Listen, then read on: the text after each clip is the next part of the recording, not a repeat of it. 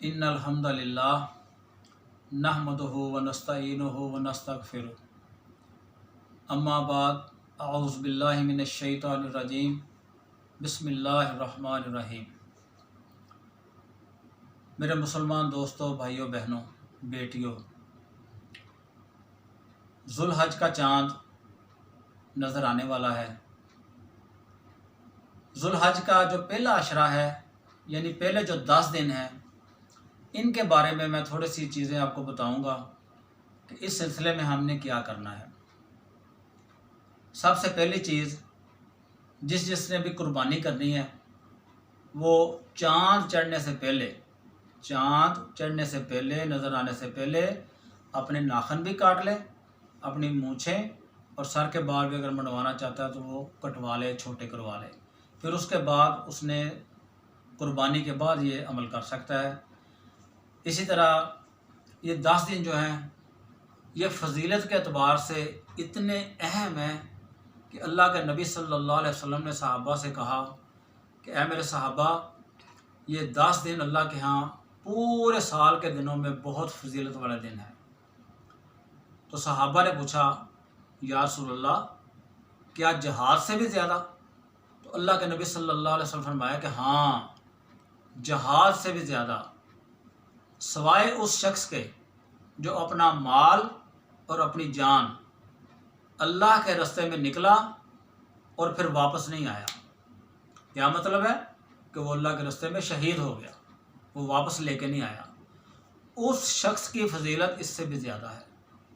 اور باقی جو اس کے علاوہ وہ 10 دن انتہائی اہم اور فضیلت والے ہیں۔ اب ہم نے اس میں کرنا کیا ہے؟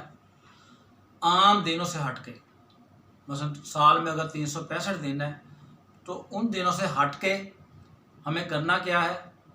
اللہ کے نبی صلی اللہ علیہ وسلم فرمایا کہ ماہ رمضان کی راتیں اللہ کو بہت پسند ہے، بہت فضیلت والی ہے، اور ذوالحج کے جو پہلے 10 دن ہیں یہ بہت فضیلت والے دن ہیں۔ اس میں کرنا کیا ہے؟ عام دنوں کی عبادت سے ہٹ کے ہم نے اللہ کے ذکر اذکار میں مشغول ہو جانا ہے، قرآن کی تلاوت کرنی ہے، استغفار کی تسبیحات زیادہ سے زیادہ کرنی ہے، اپنے گناہوں کی معافی اللہ سے زیادہ مانگنی ہے۔ اسی طرح ہمارے معمولات جو ہیں وہ تھوڑے سے چینج ہو جائیں، تبدیل ہو جائیں، یعنی اللہ کی طرف رجوع ہمارا اور اللہ کے رسول کی طرف بڑھ جائے۔ اس میں ہم نے کرنا یہ ہے، تکبیرات زیادہ سے زیادہ پڑھیں۔ اس میں اللہ اکبر، اللہ اکبر، لا الہ الا اللہ، واللہ اکبر، اللہ اکبر وللہ الحمد۔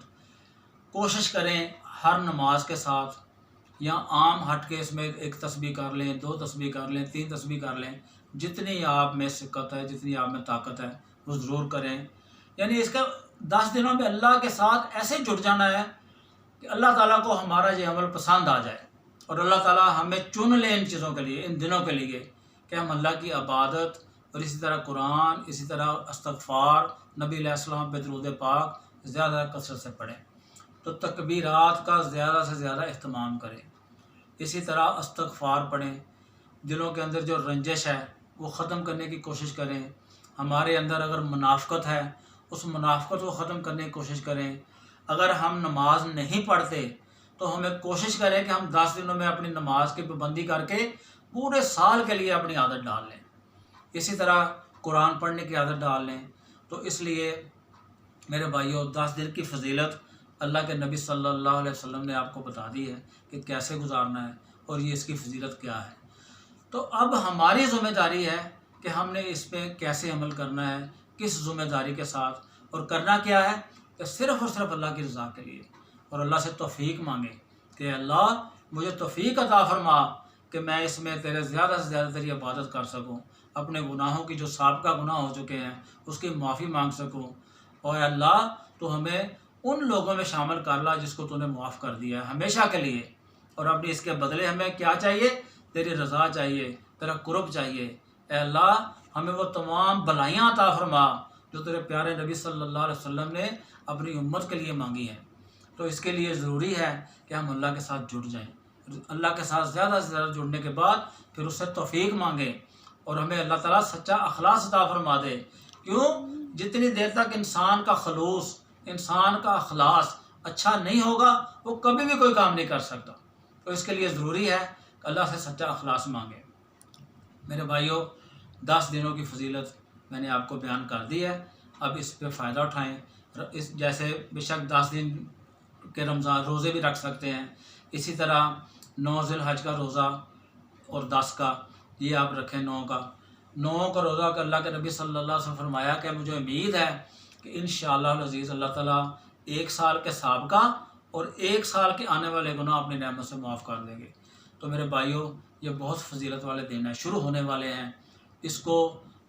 اس میں آپ اپنے کو پابند کر لیں کہ ہم نے یہ کرنا ہے انشاءاللہ العزیز، اللہ کی توفیق سے کرنا ہے. تو اس لیے ضرور کریں، ضرور فائدہ اٹھائیں اور اللہ سے اپنے گناہوں کی معافی مانگیں. تو اللہ تعالیٰ ہمیں ان تمام چیزوں کی کرنے کی توفیق عطا فرمائے. جو رہ جائیں وہ اللہ اپنی رحمت سے پوری کر دیں. وما علینا الا البلاغ.